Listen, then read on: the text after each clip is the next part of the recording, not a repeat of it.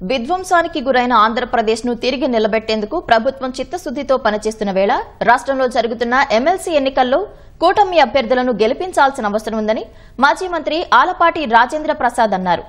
ఉమ్మడి గుంటూరు, కృష్ణా జిల్లాల పట్టభద్రుల ఎమ్మెల్సీ స్థానంలో కూటమి అభ్యర్థిగా పోటీ చేస్తున్న రాజా రాష్ట్రంలో ఉద్యోగాల కల్పనకు ప్రభుత్వం చేస్తున్న కృషిని యువత గుర్తించాలని కోరారు.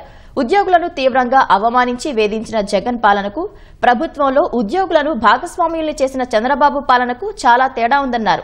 రాష్ట్ర అభివృద్ధికి ఊతమివ్వడంతో పాటు ఉపాధి అవకాశాలను మెరుగుపరిచే రాజధాని అమరావతి నిర్మాణం విషయంలో ఈ ప్రభుత్వ చిత్తశుద్దిని విద్యావంతులు గుర్తించాలని విజ్ఞప్తి చేశారు. కూటమిలోని 3 పార్టీల సహకారంతో ఈ ఎన్నికల్లో తప్పక విజయం సాధిస్తానంటున్న ఆలపాటితో మా ప్రతినిధి ఎస్పీ చంద్రశేఖర్ ముఖాముఖి. రాష్ట్రంలో 3 ఎమ్మెల్సీ స్థానాల భర్తీకి ఎన్నికల పోలింగ్కి సంబంధించినటువంటి కౌంటర్ ప్రారంభమైంది. ఇందులో ఉమ్మడి గుంటూరు, కృష్ణా జిల్లాల పట్టభద్రుల ఎమ్మెల్సీ స్థానానికి సీనియర్ రాజకీయ నాయకులు, టీడీపీలో సీనియర్ నాయకుడిగా ఉన్నటువంటి ఆలపాటి రాజేంద్ర ప్రసాద్ పోటీ చేస్తున్నారు. మరి ఈ ఎన్నికల విజయావకాశాలు, అలాగే ఎన్నికల సంబంధించి ఆయన వ్యూహాలు ఏంటి, ఆలపాటి రాజా గారి మాటల్లో తెలుసుకుందాం. సాధారణ ఎన్నికల ఫలితాల్లో కూటమికి ఒక అఖండమైన మెజార్టీ, చరిత్రలో ఎప్పుడు లేనటువంటి గెలుపు దక్కిన తర్వాత మొదటిసారిగా జరుగుతున్నటువంటి ఎన్నికలు ఇవన్నీ కూడా. సో ఎలా ఉండబోతున్నాయి, ఎలా మీరు ప్రెస్టేజ్ గా తీసుకున్నారు ఈ ఎన్నికల్ని? అసాధారణమైన రీతిలో ఒక చారిత్రాత్మకమైనటువంటి తీర్పునిచ్చినటువంటి ఘనత ఈ రాష్ట్ర ప్రజలు. దాంట్లో భాగమే పట్టభద్రులు. మొట్టమొదటిసారిగా గత ప్రభుత్వానికి వ్యతిరేకంగా 2022లో జరిగినటువంటి తూర్పు రాయలసీమ, పశ్చిమ రాయలసీమ, అదేవిధంగా ఉత్తరాంధ్ర పట్టభద్రుల నియోజకవర్గాల్లో ఇవన్నీ కూడా 3 ఎన్నికల్లో మేము గెలవటం, ఎమ్మెల్యేస్ ద్వారా జరగాల్సినటువంటి ఎన్నిక అనురాధ గారు గెలవటం, ఇవన్నీ కూడా ఈ రోజున చాలా స్పష్టంగా గెలవటానికి మార్గం వేసినటువంటి ఎన్నిక. ఇవాళ అలాంటి చారిత్రాత్మకమైనటువంటి తీర్పు ఇచ్చిన తర్వాత ఈ ప్రభుత్వం కూడా ఈ రాష్ట్రాన్ని అన్ని రంగాల్లో ముందుకు తీసుకెళ్ళడానికి ప్రయత్నించే కూటమి ప్రభుత్వం పారదర్శకంగా ఆలోచించే విధానం, ఎన్నికల మేనిఫెస్టోలో చెప్పిన అంశాలని అమలుపరుచుకుంటూ దీంతో పాటు ఈ రాష్ట్ర సమ్మిళిత అభివృద్ధిని సాధించేదానికి సామాజిక గౌరవాన్ని ఇచ్చుకుంటూ వీటన్నింటినీ పరిగణలో తీసుకుంటూ ప్రతి అడుగు కూడా ఆచి తూచి వేయటమే కాకుండా దాని ద్వారా ప్రజలు లబ్ధి పొందేలాగా, ప్రజలు ఆనందంగా జీవించేలాగా, ప్రజా సమస్యలు ఉత్పన్నం కాకుండా, ప్రజా సమస్యలు ఉత్పన్నమైతే ఆ ఉత్పన్నమైన సమస్యలను పరిష్కరించే మార్గం, ఆ సంకల్పంతో నడిచే ప్రభుత్వం ఇది. మంచి ప్రభుత్వంగా ఈ 7 నెలల కాలంలో కూడా అలాంటి ప్రభావం ప్రజల మీద చూపించడం వల్ల ఈ గెలుపు అనేది అనివార్యం. ఈ ఓటర్లు ఎక్కువ మంది కూడా పట్టభద్రులు, ఉన్నత విద్యావంతులు, ఉద్యోగులు వీళ్ళే ఉంటారు. సో వాళ్లకు సంబంధించి ఏ అంశాలు, అంటే మీరు గెలిచిన తర్వాత వాళ్ళకి సంబంధించి వాళ్ళ అభివృద్ధికి కావచ్చు, లేకపోతే వాళ్ళ నిరుద్యోగ సమస్య తీర్చేందుకు కావచ్చు, ఉపాధి అవకాశాలు మెరుగుపరిచేందుకు కావచ్చు, ఆ ఉద్యోగుల సమస్యలు తీర్చేందుకు మీ వైపు నుంచి ఎలాంటి హామీలు ఇస్తున్నారు? డిఎస్సి ప్రకటించాం. ఆ డిఎస్సిని కూడా రేపు జూలై లోపల కంప్లీట్ చేస్తామని చెప్పి, ఎందుకంటే ఎక్కడ కూడా భర్తీ ఖాళీ లేకుండా భర్తీ చేస్తామని చెప్పాం. ఏ మానవ వనరులు అయితే ఉన్నాయో ఆ మానవ వనరులను ఏ రకంగా ఉపయోగించుకుంటే వాళ్ళకు ఉపాధి కల్పించినట్లయితే అలాంటి ఉత్పాదకతని పెంచేలాగా ఈ రోజున ఆలోచిస్తుంది ఈ ప్రభుత్వం. ఈ 7 నెలల కాలంలో కానీ 6,33,528 కోట్ల రూపాయలు పెట్టుబడులు ఆహ్వానించాం. తద్వారా 4,10,125 ఉద్యోగాలు వస్తాయని భావిస్తాం. ఇట్లాంటి ఆలోచనలు అంటే సంకల్పం ఇక్కడ ఉంది. ఆల్రెడీ ఉద్యోగ సంఘాలు ఉన్నాయి, ఉద్యోగం చేస్తూ ఉన్నారు. గెజిటెడ్ ఆఫీసర్స్గా, ఎన్జిఓస్గా, అదేవిధంగా టీచర్స్గా, రకరకాలుగా పట్టభద్రులు అనేక రకాలైనటువంటి ఉద్యోగాల్లో ఉన్నారు. ఇందులో రికగ్నైజ్డ్, ఆర్గనైజ్డ్, అదే కాకుండా అన్ఆర్గనైజ్డ్. ఇక్కడ 2 సెక్టర్స్ ఉన్నాయి. ఆర్గనైజ్ సెక్టర్ ఒకటి, అన్ఆర్గనైజ్డ్ సెక్టర్. వాళ్ళని వీళ్ళని రెండింటిని కూడా సమతుల్యం చేయాలనే భావన కూడా ఉంది ప్రభుత్వానికి. ప్రభుత్వం వేరు, ఉద్యోగస్తులు వేరు అనేది కాదు.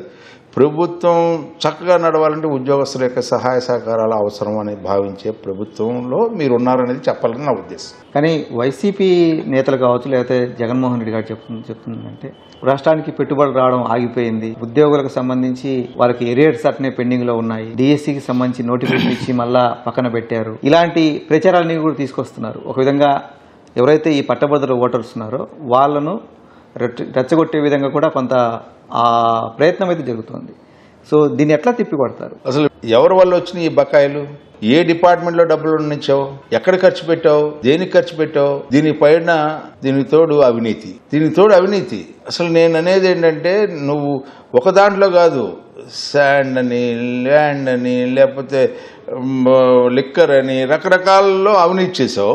ఏది ఆదాయం రాకుండా చూసావు. ఇవాళ ఎందుకు ఇంత కుంటుపడింది? 22,500 కోట్లు ఉద్యోగస్తుల బకాయి ఎందుకు ఉంది? ఎవరు కారణం దీనికి? ఏమైపోయింది? వాళ్ళ యొక్క ప్రావిడెంట్ ఫండ్ లో ఉండాల్సినటువంటి డబ్బు, వాళ్ళ డబ్బు ఏమైపోయింది? ప్రజల డబ్బు, నువ్వు ఉద్యోగస్తుల డబ్బు ఎందుకు? నీకు ఎక్కడి నుంచి ఎక్కడికి తరలి వెళ్ళి అసలు నీకు రైట్ ఏముంది అని నన్ను అడుగుతున్నాను. అనార్గనైజ్డ్గా ఎంత విశృంఖత్వమైనటువంటి విధానంతో, ఒక నిరంకుశత్వ వైఖరితో సమాజాన్ని అతాకుతలం చేయటమే కాకుండా ఉద్యోగస్తులను భయభ్రాంతులకు గురి చేసావు. అట్లాంటి పాలన చూసి నువ్వు మాట్లాడే అర్హత ఏంటి? పెట్టుబడులు రావట్లేదా? గతం ఏ రకంగా ఉంది అనే దానికి నేను వేరే చెప్పలే. ఉన్న పరిస్థితిని కూడా పారిపోయేలా చేసింది. విద్యా సంస్థలను చూడకుండా గీతం నేర్పించింది. లేకపోతే ఇక్కడ ఎక్కువ ట్యాక్స్ పేరుగా ఉన్నటువంటి అమర్ రాజా వాళ్ళు యాన్సిలరీ యూనిట్స్ని బయటకు పోయేలాగా చేసుకున్నారు. 2వ యూనిట్ ఇక్కడ పెట్టడానికి ఇష్టపడలేదు. అదేవిధంగా కియా యాన్సిలరీ యూనిట్స్ దాదాపు 14 తరలి వెళ్ళిపోయినాయి. వీళ్ళన్నా అవునన్నా కాదనిపోయినా మేకపోతు గాంభీర్యంతో ఆ రోజున మేము ఇస్తున్నాం అని చెప్పి ఒక్క ఉద్యోగాన్ని కూడా ఆస్కారం లేకుండా చేసి నీకేముంది హక్కు? అందుకని నేను చెప్తా ఉన్నా, ఉద్యోగస్తులారా భ్రమలకు గురి కాకండి. ఎవరు కూడా ఈ ప్రభుత్వానికి వ్యతిరేకంగా మాట్లాడితే నమ్మవాకండి. ఈ ప్రభుత్వం ఎన్నికల్లో పోటీ చేస్తున్నటువంటి మీ ప్రత్యర్థుల విషయానికి వస్తుంది. పీడీఎఫ్ తరఫున ఎమ్మెల్సీ లక్ష్మణరావు గారు, సిట్టింగ్ ఎమ్మెల్సీ 3 సార్లు ఆయన గెలిచారు. ఇప్పటికే మళ్ళా కూడా ఆయన పోటీ చేస్తున్నారు. ఇన్ని మాటలు మాట్లాడుతున్న వైసీపీ తమ అభ్యర్థిని ఈ ఎన్నికల్లో నిలిచిపెట్టకుండా పక్కగా తప్పించింది. ఏంటి అసలు ఇదేమన్నా ఒక స్ట్రాటజీ అనుకోవచ్చా? ఏంటి అసలు ప్రత్యర్థి అంటారా?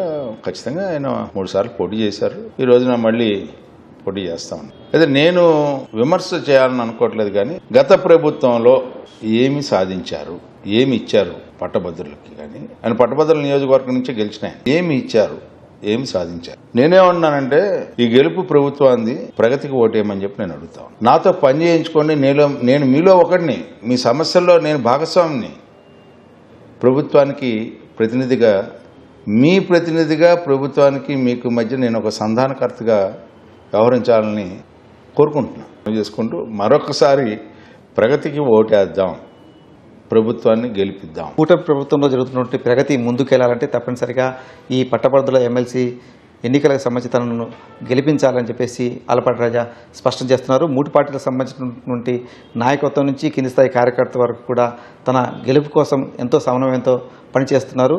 తప్పనిసరిగా ఈ రాష్ట్రంలో నిరుద్యోగ సమస్య కావచ్చు, లేకపోతే ఉద్యోగులు ఉన్న సమస్యలు కావచ్చు, ఇవన్నీ కూడా పరిష్కరించేటువంటి దిశలో ప్రభుత్వంతో మాట్లాడేందుకు తాను సిద్ధంగా ఉన్నాను. అవన్నీ కూడా పరిష్కరించేటువంటి క్రమంలో తాను వారి తరఫున నిలబడతానని చెప్పేసి కూడా స్పష్టం చేస్తున్నారు. కెమెరామెన్ అలీతో పూర్ణ చంద్రశేఖర్, ఈటీవీ న్యూస్, గుంటూరు.